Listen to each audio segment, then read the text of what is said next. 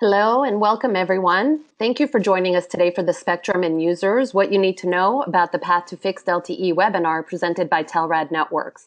My name is Dori Iran of Eye Opening Marketing, and I'll be the moderator of today's event. We would like to hear from you and would like to include your voice in the conversation. So ask questions, share comments, even challenge our ideas.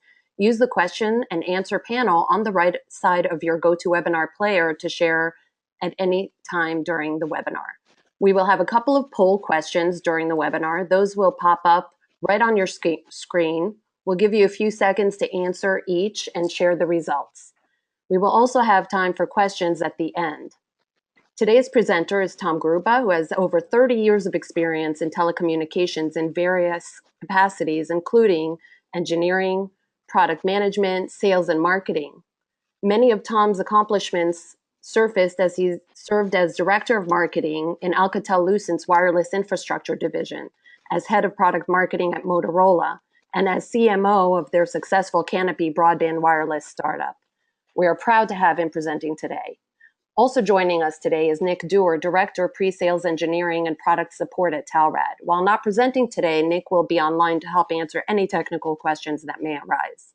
So without further ado, I'll turn the presentation over to Tom. Great, thank you very much, Dori, and welcome everyone. I'd like to thank you for joining us today. And what we're going to talk about is the things that are changing in the environment. So there's a lot going on. There seems to be confusion at times, but overall we want to be able to tell you what you should be concerned with at this time, what you should be thinking about. And one of the key things that most of you would be interested in would also be that there's a very healthy funding environment out there. So as we talk to more and more people of the money men type, the money people type, there's a lot more money out there. So they're funding LTE networks. So as we look at the agenda, the important things to understand are what's changing in the marketplace. And that comes from a user perspective, it comes from a spectrum perspective, it comes from a mobile operator perspective, and we'll cover these things. Why managed spectrum is essential to success, long-term success for an operator. We'll talk about that. Part of that relies on what's going to happen in the 3 gigahertz band. I'll give you a quick overview on that. And then the final piece is, it's great that we can talk about LTE, but really we need to talk about, is it affordable where I want to deploy it? And so the toughest case, of course, is in low density markets. We'll cover all that in detail. So before we get started, we've got a poll that we like to do. We'll do 2 polls. And the polls give us indicators of what's on top of people's minds. And then I get help from Dori to understand as we answer questions, are we making sure to incorporate what you're concerned with. So Dori, can you help me with the poll? You should be seeing it on your screen now. We'll give it a few seconds for you to answer.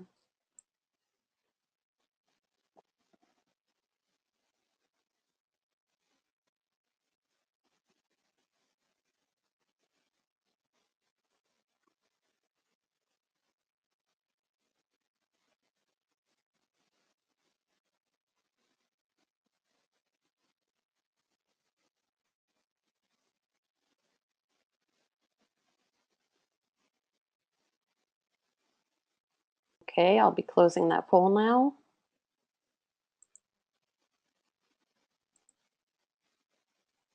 So as we could see, Tom, the highest, we have other and investigating LTE technology tied for the highest votes, 31% for each.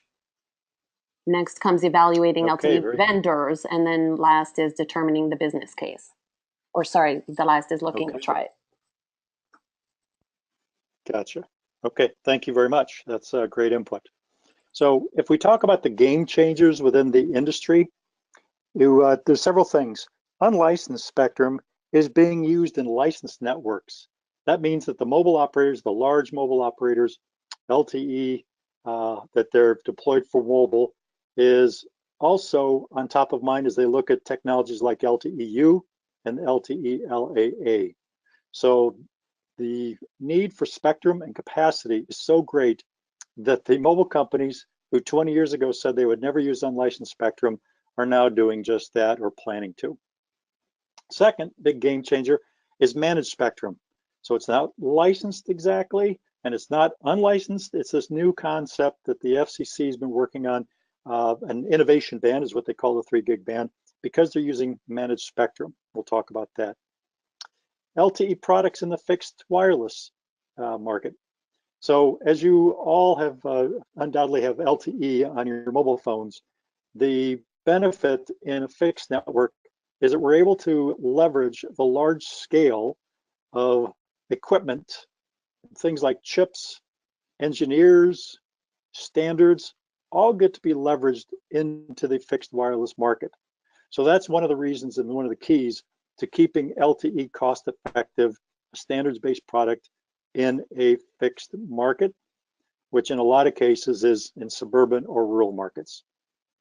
The next big game changer is what's going on with users and how they're using the network today and why. One of my favorite topics.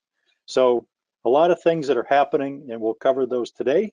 But as I go forward, and you have specific things that are not covered in this session, if you could just go ahead and send a note in, we'd be delighted to enhance our presentations as we go forward, or even create new webinars to discuss some of the topics that don't get included here. But let's go into what's happening with users, which is something that is near and dear to my heart. And so what I did is I found this particular chart, and it really talks about applications by volume. And what I want you to focus on is not the mobile aspect of what users are doing, but the Wi-Fi aspect, which I've circled below at the bottom of each chart. So by brand at the top, AT&T, Sprint, T-Mobile, and Verizon, you'll see that YouTube, of course, dominates the volume, followed quickly by Facebook, Chrome, which of course a lot of people are going to use to do browsing, and then Netflix, another video technology. So if you look at what happened in first quarter, so that was fourth quarter of 16, if you look in Q1, the big change was that for T-Mobile and Sprint, YouTube vaulted up to the top. So now you have across the board video applications as the #1 use for users when they're on their Wi-Fi network. And of course, that's impacting all of you that are operators, because undoubtedly they're running Wi-Fi in their homes that are at the access technology that is hanging off of your LTE network or your network today. And let's talk about why that's important. If I look at the left-hand side of this chart, we talk about the applications. And the applications that, you know, all of us think about. I don't know about you, but for me, yeah. So sorry to interrupt. It seems that all of us are seeing the right top hand side of the slide blocked by a logo or what seems was there before. Can you maybe try minimizing and maximizing?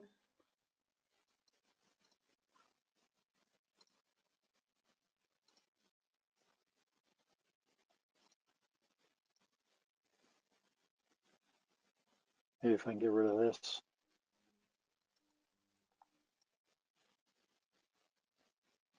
How's that? I think that looks good now. Thank you. Okay, that's much better for me too. So thank you very much. So if you're on the left-hand side of this slide, and you think about it, I could not have predicted 2 years ago how much I would use applications to run my life. I'm doing everything from looking at stocks to transferring money to investigating my to-do list. So all these apps are driving demand. And of course, as you saw from the last slide, video is driving it even higher. And so if you move into the middle section of this, you get to the number of households that have cut the cord in 2010. So it was under 5%. Vault to 2016, and it's almost 22% of households have cut the cord, so have cut cable out. And they're able to do that because of the different streaming technologies. So those are the Rokus and the Apple TVs and the Amazon products that all make it very easy to go get content. And it's changing, you know, it's changing prime time to my time. So no longer do you have to watch the show when it's on. Of course, you can now stream that show anytime it's available. I just did that with my family the other night on a History Channel application. I don't get cable, I don't get History Channel. I was able to get it from Amazon. So it really shows the power of what's happening, but it's going to have a lot of impact on your networks. So if you look at the third column, multiple streams per home, I'll tell you a quick story about someone I ran into at Wispapalooza last year who said that a user cut the cord and they were using the broadband service, and the operator could not figure out how they could consume the amount of bandwidth in gigabytes that they were.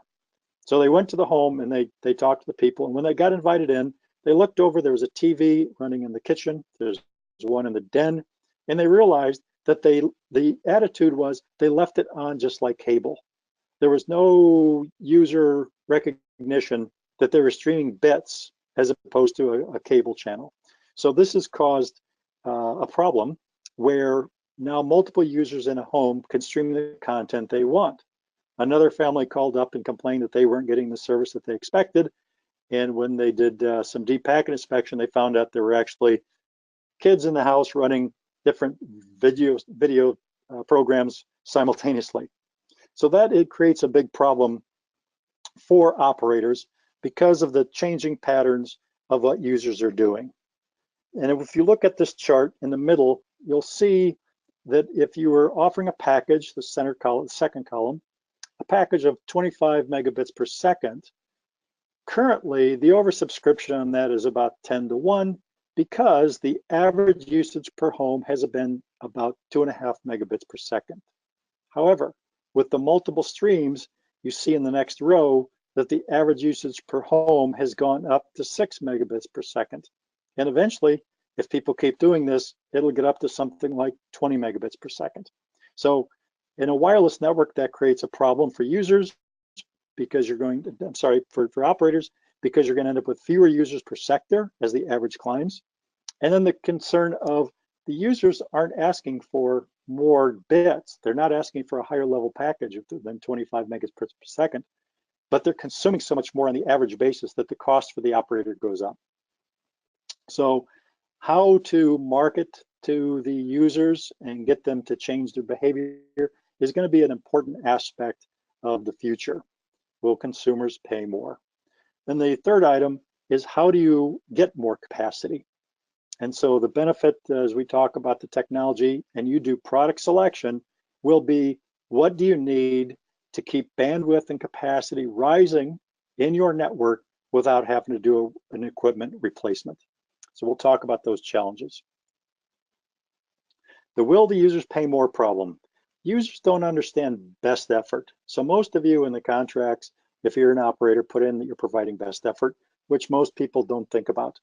But there's a good example, and it's not written here. I've got the electricity example, which is not as good as the one I'm going to tell you. But if you talk about water in your house, if you turn on all the faucets in your house, people quickly realize that they're not going to get the same water pressure out of every faucet as compared to just one. If you give that example to people, they start to understand what they're doing. So key factors in terms of user behavior is to educate the users, creating new packages so that they can understand what they want and what they're willing to pay for. And then if you as an operator, it's looking at buying equipment that's scalable. We're going to talk about 4x4 antenna arrays and what that provides you as opposed to having a 2x2 array.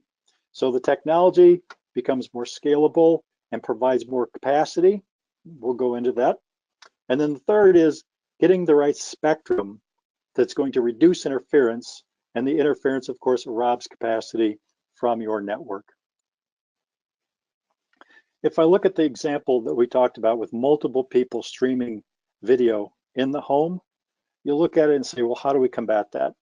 So here are 3 examples of using a 4x4 antenna, which of course is what Telrad offers, is a 4x4 configuration. And you can use that in multiple ways. One is to increase your non-line of sight penetration. So one of the great benefits of LTE that most of you have discovered by now is the non-line of sight capability. The second is that you can get a maximum peak rate increased by using 2 chunks of spectrum. In this case, I used an example of 20 by 20. And if you see the number of bits per hertz, that's the key metric to key in on. So when people talk about speeds and feeds, the real thing that you want to be concerned with is what is my efficiency? How many bits per hertz am I actually getting? But I'll pull your attention to the third column, which is really about multi-user MIMO. Multi-user MIMO increases that bit efficiency to 10 bits per hertz. So in 20 megahertz of spectrum, I can serve more users, or I can take and create two separate streams and create the same number of users, but double the capacity per stream. So what that looks like is, if that average consumption per household is rising, multi-user MIMO would allow you to create a look that is two separate streams, one stream covering half the users, the other stream cover the other half, and therefore you've just lowered the bar again in terms of the capacity that you're trying to provide. Let's move into spectrum. If I talk about what's going on, spectrum in the 20, 30 years ago was used by TV, radio, military, a basic few, and most people didn't worry about the airwaves. But as you go forward, you look at things like IoT, you're looking at cable MSOs that are looking to do wireless in different ways. Wireless ISP industry, right now 20 plus years old. Electric utilities. All of these are creating a problem because it creates scarcity. So the one thing that if you are on this call today and you're looking at what should you be doing, the first thing you should do is look at what your spectrum options are, because the mobile operators will be coming to use unlicensed, and the other people that are all after, if you keep up with the headlines, the 365 spectrum, everybody's trying to influence how that's used. Use it for 5G only. No, we want to use it over here. So do a favor for yourself and your business and start looking at what would it take to get spectrum and how affordable is it. The reason for that is, if you look at unlicensed spectrum, if you've been around a while, you know we had 2.4 and 5 gig. I don't hear people talk about 2.4 anymore because it's become so polluted, and that pollution reduces the capacity, and so it's 5 gigahertz. But now you have more and more of the mobile operators looking at deploying LTEU and LAA and even multi-fire, right, for the cable companies. So as you look at that, that's going to create a problem of noise rise, the noise floor rise in 5 gigahertz. So for those of you that already have competition where this is a problem, you could look at the competition getting worse if you look at the mobile operators and where they are in relation to you and what you think they do and their need for capacity. So if you look at the last point I make, it's, but not in rural, right? Well, it depends on the definition of rural. I grew up in central Illinois. It's considered rural Illinois, but the town's about 35,000 people. That's big enough to be a market and of interest to any of those big operators. So when we talk about rural, if you're talking about 200 homes out somewhere, then yeah, you're probably safe. But if not, you need to carefully look and evaluate what's going on within your own area.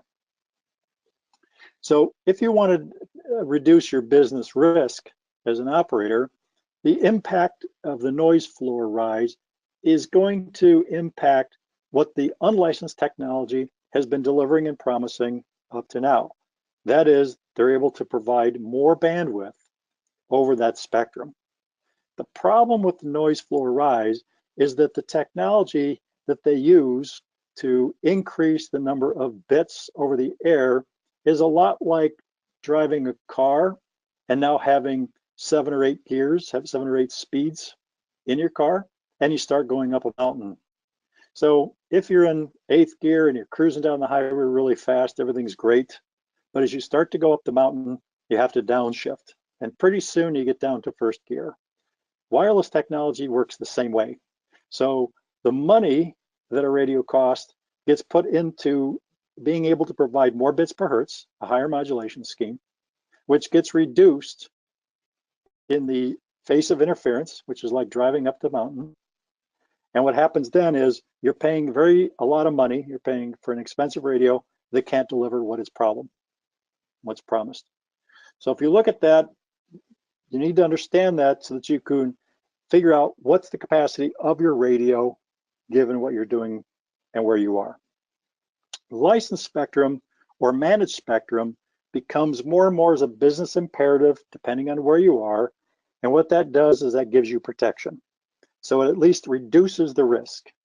And there's a couple of things that have become very important as you talk about that. That is the selection of frequencies that would be available to you. So 2.5, if that's available, you can talk to companies like Select Spectrum that can help you navigate that, or actually maybe acquire 2.5. 2.5 is desirable over 3.5 just because it's a lower frequency. It'll perform a little bit better. 3.65 is an option. You can get licenses today. You've got to acquire them from someone else. And as most of you know, that there's a hold on things at the moment because of the CBRS discussion and the FCC determination coming up here at the end of the year. But you want to look at it today, look at those bands today, and determine, is it available for you? And then determine, what is it worth? We did an evaluation, I should say Wireless 2020 did an evaluation at one point, and the cost per sub for 2.5 is about $7 for 20 megahertz, and it's about $6 for 3.65. So to give you on a cost per sub basis, it is not prohibitive. So those of you thinking that spectrum is very expensive, it can be, but that doesn't necessarily mean that it is. So if we talk about managed spectrum in the US, like I said, 2.5 is available, but you need to check to find out who it's available from, because there's two sides of 2.5. And in 3 gig, you look at it and they're discussing an additional 100 megahertz going from 3.55 to 3.65. That's still in determination by the FCC, and hopefully that will be complete by the end of this year. And it is an innovation band because it's the genesis of looking at automated spectrum sharing. And they're doing that with different technology, but it allows you to avoid interference in a collaborative way with technology and your neighbors. Telrad supports the entire band. So if you're looking at buying a radio, and part of your product purchase decision should be, how much of the band do I want to be able to operate in?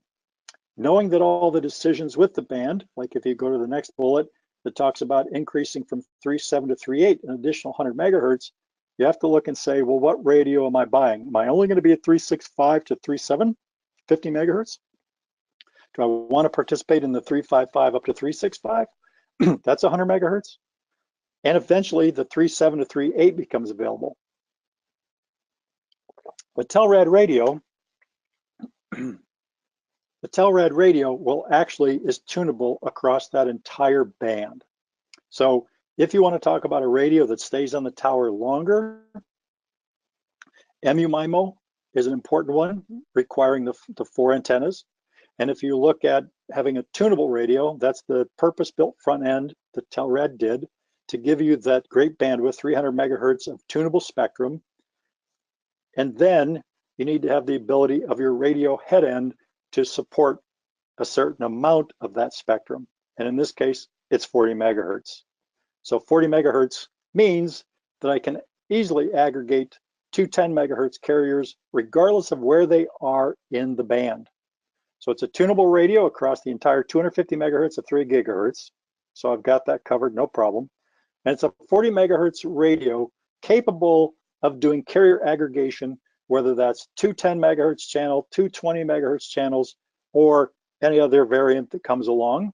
But that's a capability you want to look at as a decision criteria for what type of product you're going to buy and put on the tower.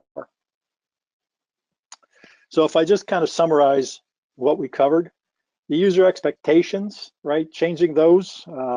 If you're working with Telrad, we're happy to give you ideas on how to reposition your services because it does take a change, and users, of course, any of us really resist change. But you realize and recognize, and you that are operating networks certainly know that the demand is rising and the need for capacity is increasing. Managed spectrum is guaranteed capacity. And one of those areas that is also something that a managed spectrum will provide you is that you can do a service level agreement. Now, some people may be providing service level agreements today, but this is one that you could actually sleep at night. In addition, businesses typically will pay more for a service level assurance, given that the business case changes because it becomes more favorable and it quickly recovers the cost of the licensed spectrum that you're paying for. In addition, you look at running a network that is both unlicensed and licensed together. So just like the big mobile operators have recognized the need for capacity, the need for capacity here is the same. Operate unlicensed where you can, but where you need security and extra capacity, and especially the non-line of sight capability, you can run both the unlicensed and licensed together. The key in the product selection criteria is time on the tower. Where that hurts you in the business case is if you have to change out technology every 3 years to add capacity, your investment is going to redeploying the same towers as opposed to building out into new areas. So the thing that we want to impress upon you is that having a radio that actually is tunable across the bands that you want, has enough wideband radio capacity to handle carrier aggregation and the future features that you're going to need for capacity. The 4x4 is a key component of that versus others. And of course, the support for these two software features. So you don't have to take the radio down. These are software-defined radios. You simply update the software and you get the extra benefit. Tom, we have a question. Very good. Is the Telrad RAN EPC architecture completely 3GPP compliant and interoperable with other LTE systems? I am so glad to have Nick Dewar with me on the phone today, because Nick gets these kind of questions. My pleasure to answer that. In fact, we have a deployment today where our Evolve Packet Core is in use with a tier 1 mobile provider, ERAN. So absolutely it is 100% 3GPP compliant and in use and demonstrated today. Very good. And I think, Dory, this is a great time to do our second poll. Sure. And get some feedback from the audience. Let me launch that now. That was a great question. Thank you very much for that question.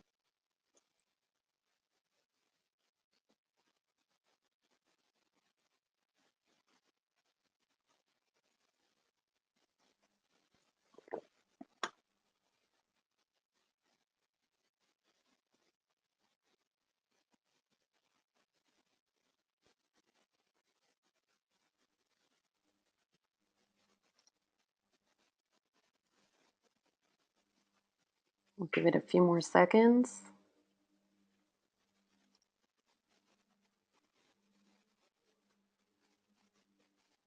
And I'm going to go ahead and close the poll now.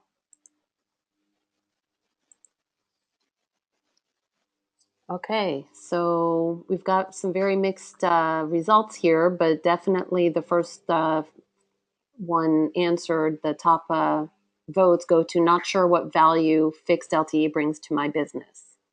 Next in line is acquiring spectrum will kill my business case. What was the second one, Dory? Acquiring spectrum will kill my business case. Okay, great. So let's talk about a couple of those. The value that, not sure that the value of LTE in my network is several fold. And let me take them one by one.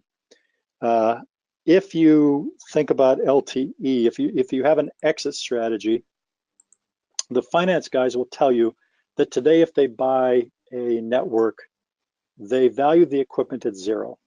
Number one, it's proprietary equipment, and number two, it's probably a mix. Therefore, you're getting money for subscribers. LTE, because it's standards based and because the money people understand it, and it is a standard, meaning you do have interoperability between different vendors, they will give money, right? So for that LTE, they do value the equipment. Number two is if you're operating in any place with trees, then non-line of sight is an issue. So if you think about your business case, and that was a great lead into the second question, if you look at the business case, if you're running a non-line of sight technology, you can increase the marketing opportunity under that tower. So if you were previously only able to hit line of sight subscribers, but now you can increase that to line of sight plus non-line of sight. The value is you can actually provide that customer service. And in many cases, if that customer is in a remote area, they haven't had the opportunity to get broadband because the line of sight, the non-line of sight technology did not exist. The third is that using LTE is a licensed band, and therefore you can offer service level agreements that can potentially give you higher revenue per subscriber. So think about business customers. And one of the things that Nick and I will talk about as we go into the final stage of the presentation here is the features that Telrad has developed to support business customers specifically, because they want to do things like eliminate leased lines. That saves them a lot of money, and they would gladly join up for your service, but you have to have the layer 2 services and capabilities to allow that to happen. And then of course we talked about the residual value of your network when you want, if you have an exit strategy and want to sell, you get more value that way. So hopefully that answers that question. And from the second question, in terms of the license killing my business case, the 365 band, there will be a couple different ways to use 365. One is the GAA, which is the general access. That means if you're there, you can use it, and it will be shared between the people there. If you want to acquire spectrum, there'll be an auction that occurs. That's the PAL area, that's the private access, and you can actually buy spectrum. So you could have a PAL license plus the GAA capability and use the spectrum there, which, from what I just said, covers you in terms of being able to offer service level agreements and the like. Looking at the cost per subscriber, it depends on, of course, what the bid is and things of that nature, but that's $6 to $7 per sub for the license that will cover you from 3 to 6 years in a 3 gigahertz band. And I don't know how long it covers you, the 2.5. We could talk to our friends at Select Spectrum, they could help. But it certainly will help you with the business case because you can offer higher value services, you can get to non-line of sight customers, and you've got more residual value in your network. And the buying power that we haven't really talked about, because it is standards based, means that you have more choice, where at times today you don't have choice in terms of your CPE. You're pretty much locked in. This is the way Motorola Canopy was. You bought the AP from us, you bought the subscriber modules from us. So I hope that clears it up. So let's talk about why LTE. And here's 10 reasons why it makes sense.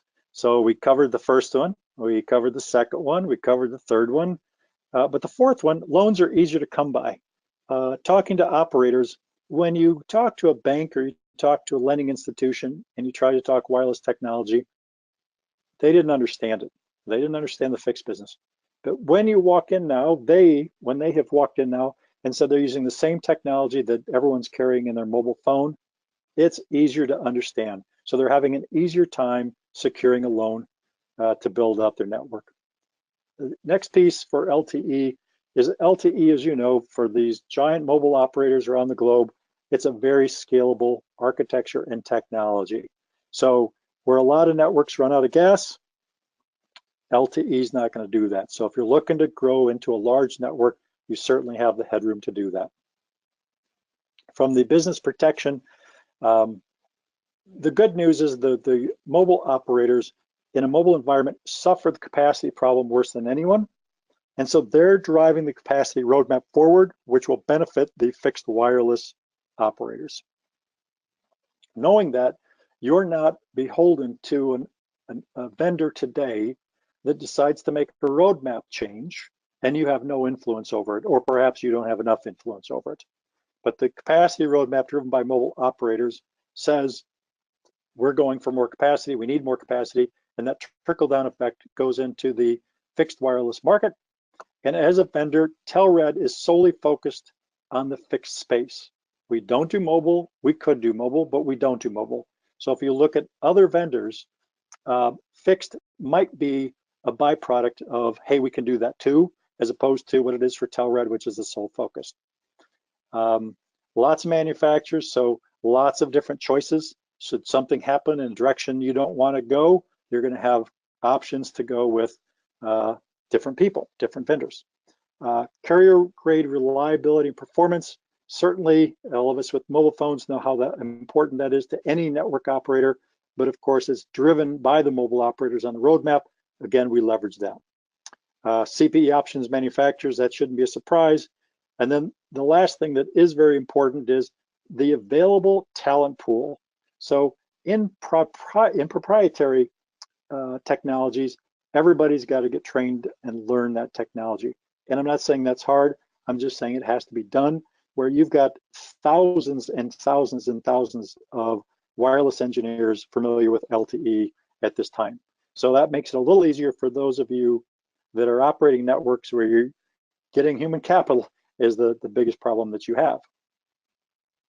If we look at the ecosystem, right, CBRS, right, the Citizens Band Radio Service, brings the additional amount of spectrum, which means one of the two prongs that you need technology, and the second prong is I have to have access to more spectrum, so this will help you there.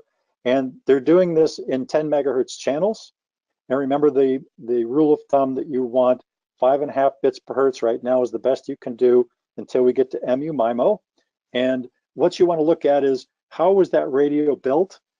Nick can go into great detail if you like, but I just say we're a purpose-built front end. Telrad designed from the ground up, layer 1 and layer 2, so that we had the most control, the highest performance, and the best performance overall by doing that.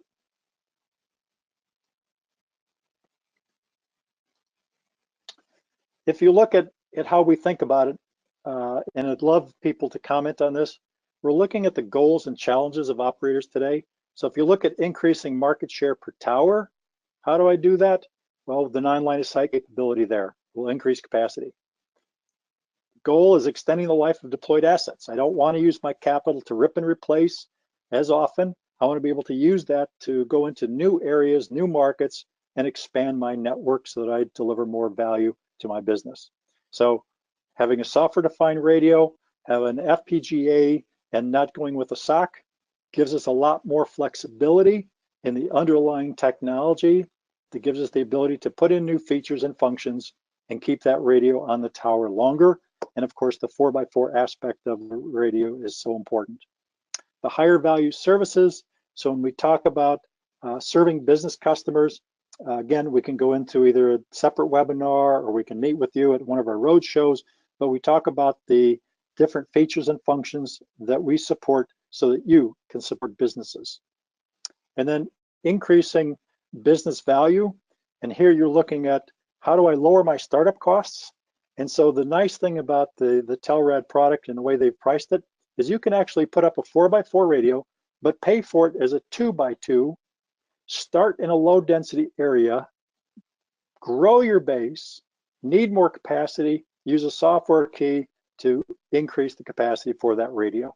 So it reduces your risk in entering new markets and also in low density markets.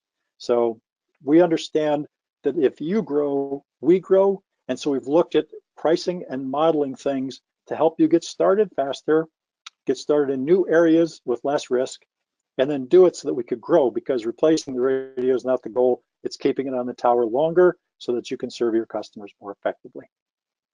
So why Telrad for LTE? No surprise with what I tell you about the product definition, and what you're looking for in a product is the higher market share per tower, and you're leveraging capital more efficiently and offering those more high value services.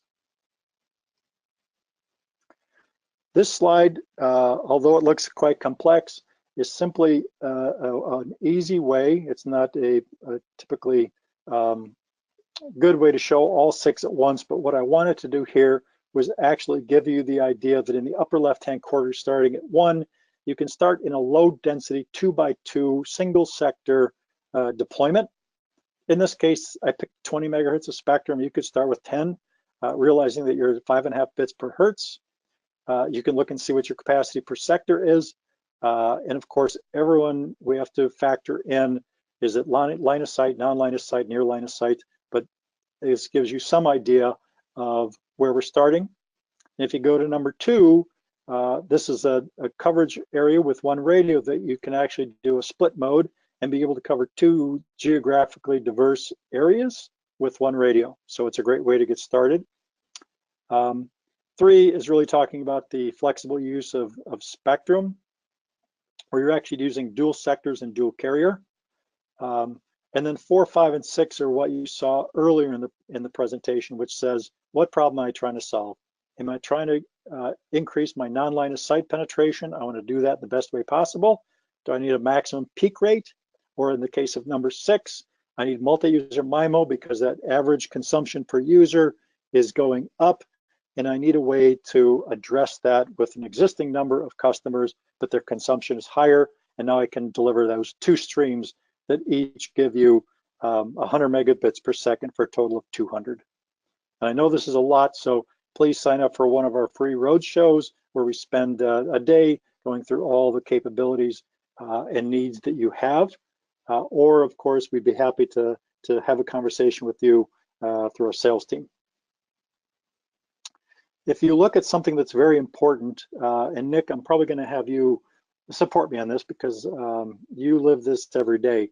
But if you're addressing business customer needs, it's not enough to say that you've got a radio and you've got capacity if you can't deliver what your business customers need. So like I gave an example earlier, they want to eliminate leased lines. 3GPP and Bullet 3 there doesn't do a static IP. So Telrad has invented the things that you see written here to enable you to serve business customers and successfully deploy. So the LTE standard doesn't address layer 2, it addresses layer 3. In the second one, the layer 2 bridging at the CPE can become confusing because you end up with double natting, things you want to avoid. And then of course, you're looking at having customers on your network that do all kinds of things, like are they a gamer? Are they using advanced user capabilities where latency is very important to them? Nick, anything to add here?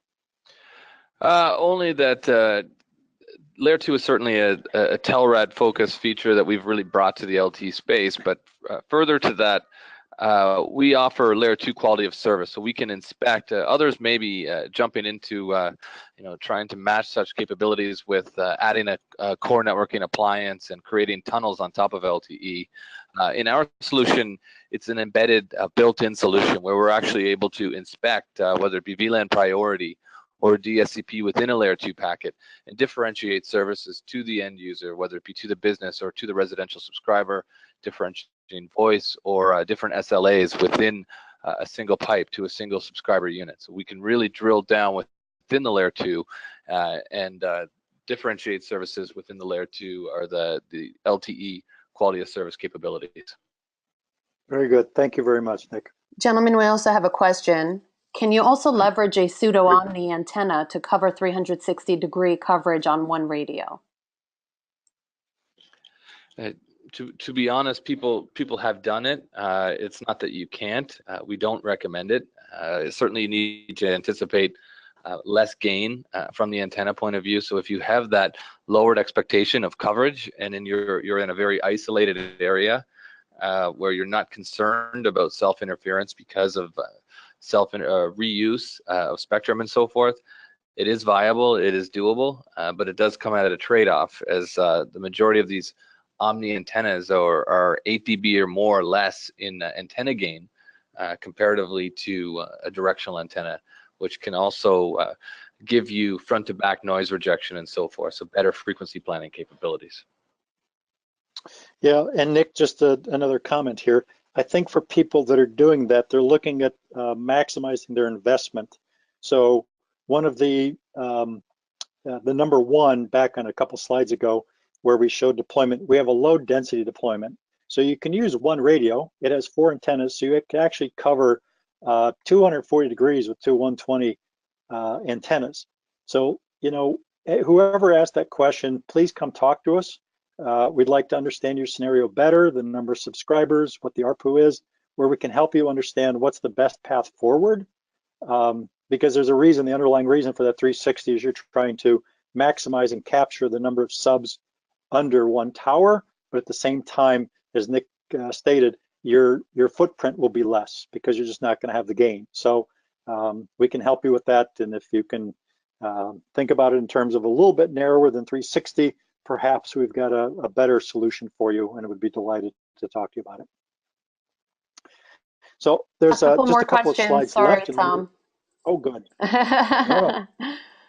We operate WiMAX 3.65. What would the roadmap for our transition be? What is the real world subs per radio?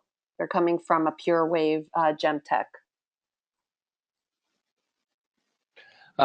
Number of subs per radio really fits into an oversubscription model, and in WiMAX, the bandwidths at that time were 1.5, 3, 5, 7, and upwards to 10, but not typically much more. In LTE, people are striving to offer 10, 15, 20, even 25, and in some cases more than that, 30, and potentially beyond.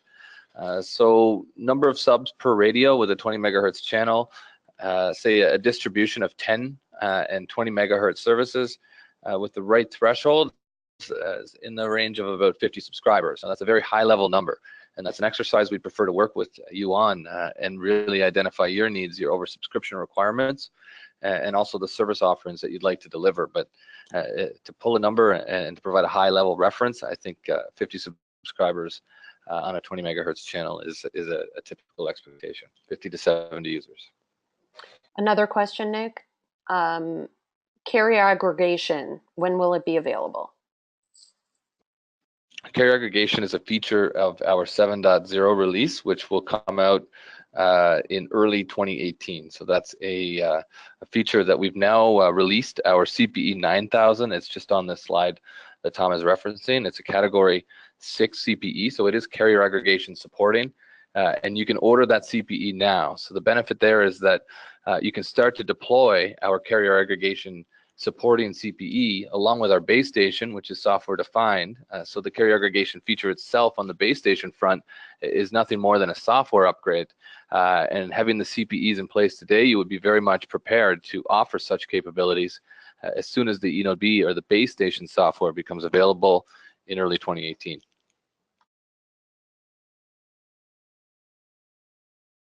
Okay.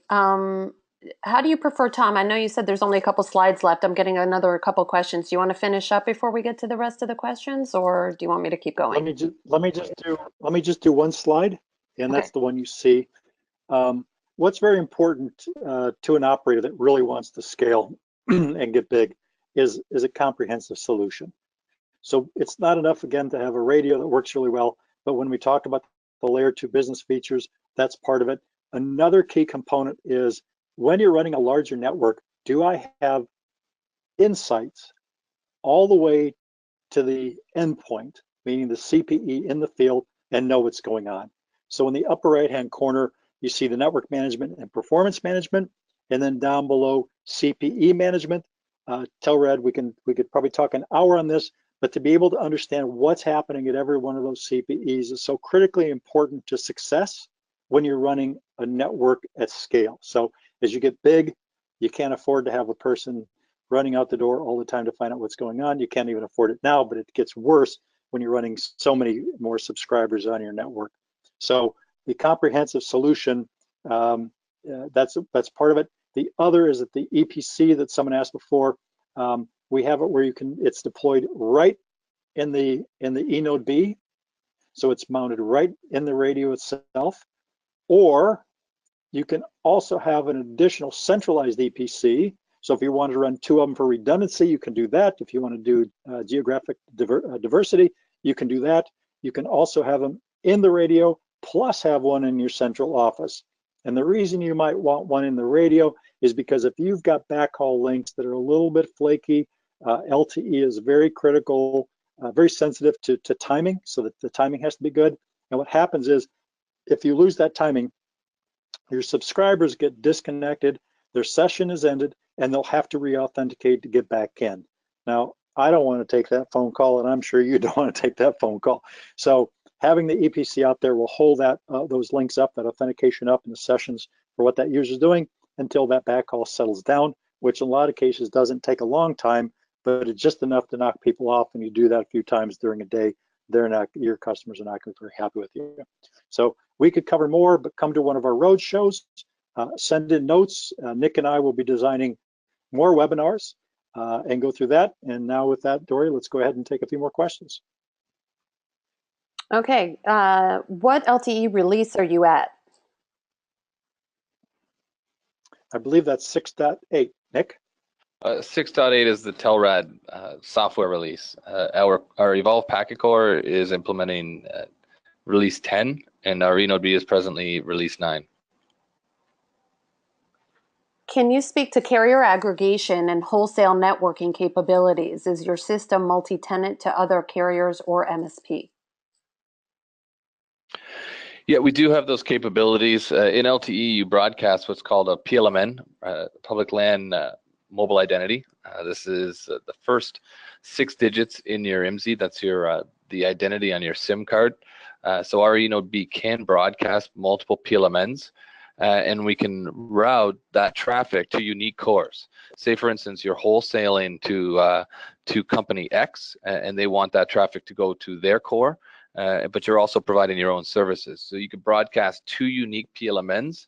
The base station would by default route all SIM cards with PLMN X to company X, and all SIM cards with SIM card or PLMN Y to company Y's core. So it can multi-home just as such. Of course, in order to provide the layer 2 services and the quality of service capabilities, you would require the Telrad core. So the assumption would be that the layer 2 supporting services or wholesale through layer 2 would be directly to a Telrad Evolve Packet Core. But of course, as I outlined, the second PLMN could absolutely be some third-party core that you're wholesaling for. Okay, will we be able to run WiMAX and LTE at the same time, or is it a rip and replace transition? There are limitations. Some of the other vendors implemented proprietary time division duplexing frame ratios. So it's a very difficult question to answer. With the Alvarion WiMAX and having 32:15 ratio deployed or 29:18 ratio deployed, you can synchronize with LTE. So with careful frequency planning and so forth, it is feasible. It's always when feasible, best to design a frequency plan that would allow the 2 technologies to operate in parallel. We do have a dual mode CPE that will support both technologies that can flip back and forth, but there are limitations as well. Certainly we'd be happy to have that dialogue, and we can get into much more granular details with you. I will state that we have migrated WiMAX networks to LTE, some of which had 1,500 to 2,000 subscribers. It was a process, but it is feasible. How much of your NMS is based on Alveristar and star quality? Absolutely none. The new NMS, BreezeView, is a complete rebuild. It's netconf based. It's not the Java interface that anyone would be familiar with from the Alveristar Star Manager days or Star Quality. This is a complete rework, netconf based. It actually encompasses all of the capabilities of Star ACS, Star Manager, Alveristar, and Star Quality in one system that we call BreezeView. Thanks. What is the wattage for the units and projected MSRP? I can speak to the wattage. The wattage is 1 watt per port in 365, and our we have a 10 watt radio also that we would sell in Canada 3.5 or in 2.3 as well in North America, and in 2.5 in North America also in 10 watt per port. It's a 4-port radio, so aggregate power in the 10 watt model is 40 watts, and aggregate power in the 365 model, the Compact 1000, is 4 watts. And in terms of pricing, I'll give you something that I was working on, and that's to understand how low a density can you go. So if you look at a payback period, what I did is I said, well, what if I had, how many subscribers at what ARPU can I pay back in under 2 years? And the number is 25 subscribers paying $25 a month. I can pay back all of my equipment costs. That's everything that you would need, the EPC, the the NetView, all of those different types of things, CPE. So 25 subs, 25 bucks, your payback is less than 2 years. The keys that are not in that of course impact the business case are going to be your backhaul. How did you do backhaul? Did you buy your own wireless backhaul or are you leasing it? And the second is, do you have your own tower or are you leasing tower space? Those are the things that really end up coming into the business case and changing the model. But from an equipment standpoint, if you've got those under control, then the best number I can give you that really shows, how low can you go, and then you grow from there, given that your rise in subscribers or their rise in the service need. So I see we only have about a minute left, so I'll make this the last question. Can the EPC be deployed in a high availability or redundant scenario? Short answer is yes. Absolutely. We have a flexible form factor for the EPC. It can be even embedded in the base station. Furthermore, it can be just clustered centrally and fully geo-redundant. So it can be deployed essentially anywhere in the network. Great. Okay. So with that, Dory, just give me 1 minute. Yep. Sorry about that. What I want to do is the slide that's up on the screen now is where and when to find us. So we've got future webinars. Please write us and tell us topics that you'd like to hear about. We'll create a separate webinar. Come to one of the events. So we're going to be at the events right at the homepage for telrad.com. At the very bottom, you can see the road shows and you can see the webinars. And then of course we show up in a lot of the different type of trade events, whether they're telco trade events or they're wireless ISP trade events. If there's one you're going to, let us know. We could show up. So with that, I really want to thank everyone, and I'll turn it over to Dory. Thank you, Tom, for running the presentation today, and thanks, Nick, for your time. We appreciate everyone being here. We'll be sending out a follow-up email with a link to the presentation. We will also have a short survey that we'll send out to everybody, and we'd be grateful for your participation. In that email that you'll be receiving following this webinar, we'll have links there for these upcoming seminars and for the upcoming events that you can link to see the dates and sign up. You're welcome to join us for any of those events. Thanks again for joining us today, and we'll see you next time.